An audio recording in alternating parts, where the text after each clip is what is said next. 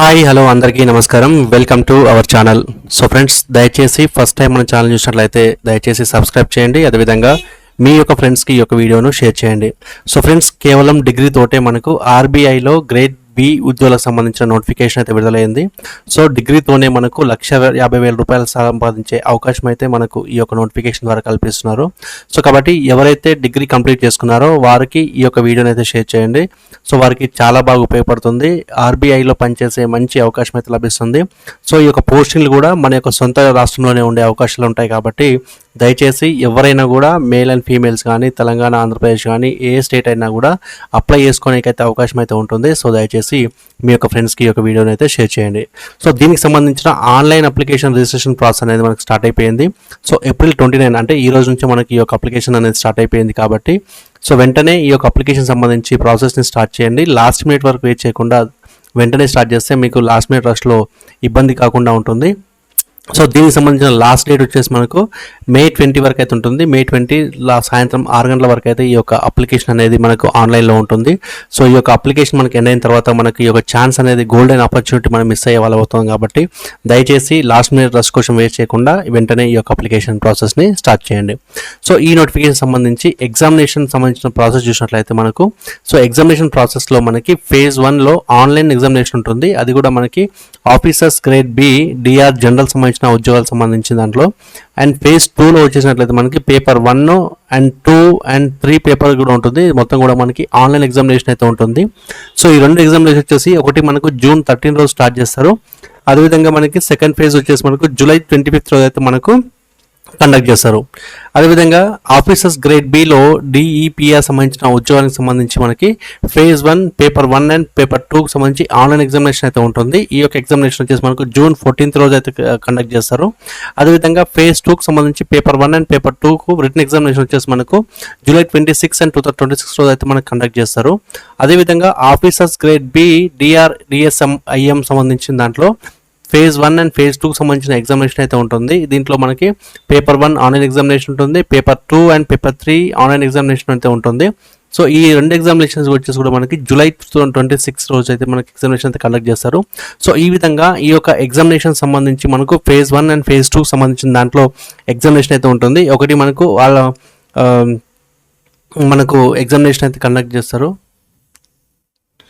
అదేవిధంగా ఈ యొక్క ఉద్యోగం సంబంధించి మనకు ఎవరెవరు అప్లై చేసుకోవాలి అంటే ఈ యొక్క ఉద్యోగం సంబంధించి మనకు సిటిజన్ ఆఫ్ ఇండియా అంటే ఇండియాలో ఉన్నటువంటి ఎవరైనా కూడా భారతదేశ పౌరులు ఎవరైనా కూడా ఈ యొక్క అప్లికేషన్ ప్రాసెస్ అనేది మనము చేయొచ్చు.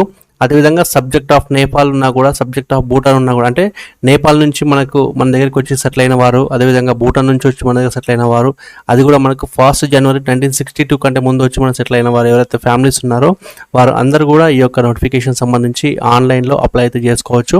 సో ఈ యొక్క ఉద్యోగం సంబంధించి మనకు ఏజ్ లిమిట్ చూసినట్లయితే మనకు 1 April 2026 వరకు అయితే కట్ ఆఫ్ డేట్ అయితే ఉంటుంది. ఈ యొక్క 1 April 2026 వరకు అయితే మనకు దాదాపు 30 ఇయర్స్ మనకి 21 నుంచి 30 ఇయర్స్ మధ్యలో ఉన్నవారు ఎవరైనా కూడా అప్లై చేసుకోవచ్చు. దీనికి సంబంధించి SC, ST, OBC, economically weaker sections and physically disciples ఎవరైతే ఉంటారో వారి అందరికీ కూడా యాజ్ పర్ ఆర్బీఐ సంబంధించిన రూల్స్ ప్రకారం అయితే మనకు రిజర్వేషన్ అనేది వర్తిస్తుంది. సో కాబట్టి ఈజీగా మనం ఎవరైనా కూడా 30 ఇయర్స్ వరకు అప్లై చేసుకునే అవకాశం ఉంటుంది. ఆ తర్వాత మనకు రిలాక్సేషన్తో మనకు 3 years అండ్ 5 years మనకు రిలాక్సేషన్ అయితే ఉంటుంది. సో 35 years వరకు అయితే మాక్సిమం మనం SC, STలో అయితే అప్లై చేసుకునే అవకాశం అయితే ఉంటుందని చెప్పేసి మనకు నోటిఫికేషన్లో క్లియర్గా తెలియజేశారు. సో ఈ యొక్క ఉద్యోగం సంబంధించి మనకు ఆఫీసర్స్ ఇన్ గ్రేడ్ బికి సంబంధించి జనరల్ దాంట్లో మనకి ఎడ్యుకేషనల్ క్వాలిఫికేషన్ చూసినట్లయితే మనకు గ్రాడ్యుయేషన్లో వచ్చేసి ఎనీ డిసిప్లిన్ దానికి సమాంతరమైనటువంటి టెక్నికల్ లేదంటే ప్రొఫెషనల్ క్వాలిఫికేషన్లో మినిమం ఒక 60% మార్క్స్ నుంచి వచ్చిన వారు మనము జనరల్ క్యాండిడేట్స్ అయితే అప్లై చేసుకోవచ్చు. అదే మనకు SC, STలు ఫిజికల్ డిసేబుల్స్ ఎవరైతే ఉన్నారో వారికి 50% మార్క్స్ ఇచ్చినా సరిపోతుందని చెప్పేసి కూడా మనకు నోటిఫికేషన్లో తెలియజేశారు. సో గ్రాడ్యుయేషన్ లెవెల్లో వచ్చేసి మనకు any such course from recognized university అంటే ఏదైనా ఒక యూనివర్సిటీ నుంచి గుర్తింపు పొందిన యూనివర్సిటీ నుంచి ఖచ్చితంగా గ్రాడ్యుయేషన్ కంప్లీట్ చేసుకుని ఉండాలి. అది కూడా మనకు క్లాస్ 12th తర్వాత మనకి 3 years డ్యూరేషన్ ఉన్న కోర్సులు ఏవి చేసినా కూడా ఈ యొక్క ఉద్యోగానికి అయితే అప్లై చేసుకోవచ్చు. అది కూడా మనకు గ్రాడ్యుయేషన్ అనేది ఇంటర్ తర్వాత మనకు 3 years కోర్స్ చేసిన వారిని గ్రాడ్యుయేషన్ లెవెల్గా తీసుకుంటారు. అదే పోస్ట్ గ్రాడ్యుయేషన్ లెవెల్ అంటే మనకి డిగ్రీ తర్వాత అంటే 3 years కోర్స్ తర్వాత మనకి 2 years కోర్స్ ఎవరైతే చేశారో వారిని పోస్ట్ గ్రాడ్యుయేషన్ లాగా తీసుకుంటామని చెప్పేసి కూడా మనకు నోటిఫికేషన్లో క్లియర్గా తెలియజేశారు. కాబట్టి ఈ యొక్క విషయాన్ని అభ్యర్థులు గమనించండి. అదేవిధంగా ఆఫీసర్స్లో ఉన్నటువంటి డిఈపిఆర్ సెక్షన్లో వచ్చేసి మనకు ఎంఏ లేదా ఎంఎస్సి వచ్చేసి మనకు ఎకనామిక్స్ లేదంటే ఎంఏ లేదా ఎంఎస్సి వచ్చేసి ఏదైతే కోర్సులు ఉంటాయో అంటే కాంపిటేటివ్ యాప్టిట్యూడ్ కానీ economics, mathematical economics, applied economics, economics, financial economics, business economics, agriculture economics, industrial economics, development economics and international economics సంబంధించి ఏ కోర్స్ అయినా కూడా మనం ఎంఏ లేదా ఎంఎస్సిలో చేసిన వారైతే ఈ యొక్క ఉద్యోగానికి అయితే అప్లై చేసుకునే అవకాశం ఉంటుందని చెప్పేసి మనకు నోటిఫికేషన్లో క్లియర్గా తెలియజేశారు.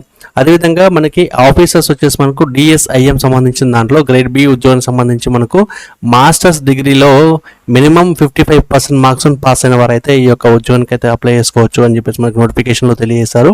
ఈ యొక్క విషయాన్ని కూడా అభ్యర్థులు గమనించండి. అదేవిధంగా ఈ యొక్క ఉద్యోగం సంబంధించి మనకు సిజిపిఏలు చూసినట్లయితే మనకు 6.75 ఉన్న వారికి అయితే 60% లా కన్సిడర్ చేస్తారు. 6.25 ఉన్న వారికి 55% లా తీసుకుంటారు. 5.75 ఉన్న వారికి అయితే 50% లా తీసుకుంటామని చెప్పేసి కూడా మనకు నోటిఫికేషన్లో తెలియజేస్తారు. సో ఈ యొక్క విషయాన్ని కూడా అభ్యర్థులు గమనించండి.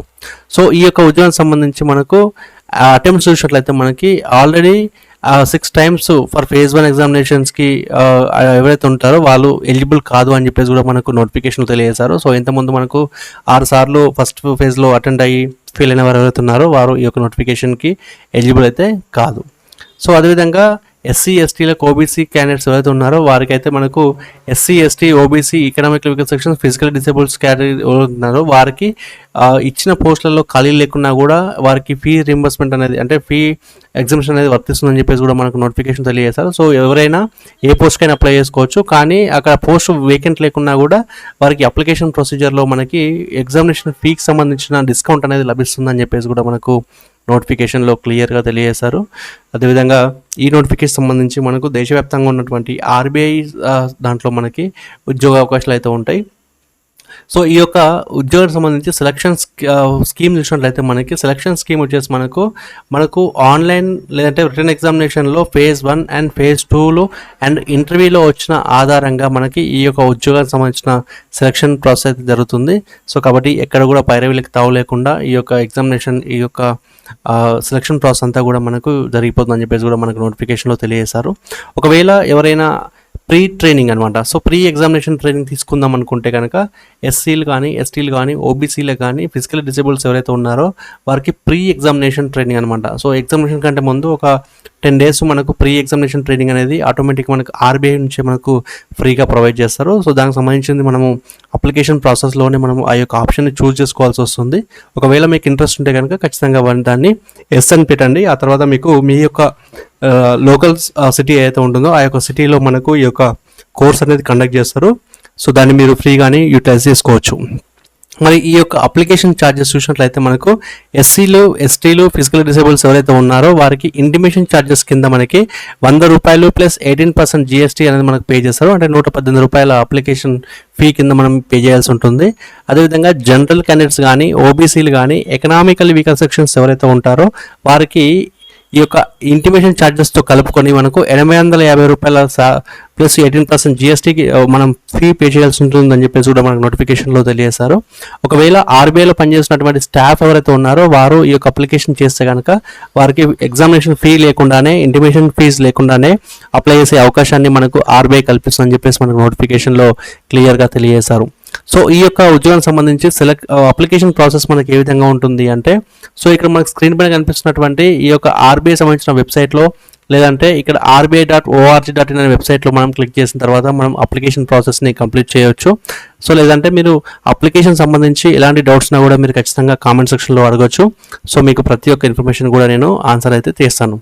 సో ఈ యొక్క అప్లికేషన్ ఒకవేళ మనం ఏదైనా కరెక్షన్ చేయాలనుకుంటే కనుక ఎగ్జామ్ సెంటర్స్ కానీ, మీడియం ఆఫ్ ఎగ్జామినేషన్ కానీ, ఫాదర్ నేమ్ కానీ, మదర్ నేమ్ కానీ, 10th 12th సంబంధించిన పర్సంటేజ్ ఏదైతే ఉంటుందో వాటిని ఏమైనా కరెక్షన్ చేయాలనుకుంటే కనుక, అంటే అప్లికేషన్ ఎండ్ అయిన తర్వాత కరెక్షన్ చేయాలనుకుంటే కనుక మళ్ళీ మనకు డేట్ అనేది ఇస్తారు. సో ఆ డేట్లో మనము ఈ యొక్క కరెక్షన్స్ అనేటివి చేసుకోవచ్చు. సో ఇక్కడ ఎగ్జామినేషన్ సంబంధించి ఎలాంటి ఎలక్ట్రానిక్ గ్యాడ్జెట్స్ కానీ, ఎలక్ట్రానిక్ డివైస్ కానీ అన్నీ కూడా బ్యాన్ ఉంటాయి. సో మీరు వాటిని తీసుకెళ్ళకూడదు.